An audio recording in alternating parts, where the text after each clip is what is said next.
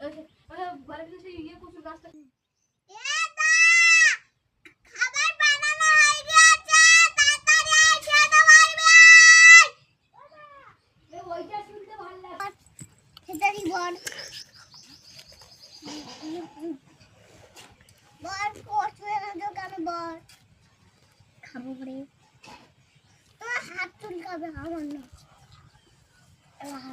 তোমাদের কি রান্না হচ্ছে? কচু আর চচ্চড়ি পাতা।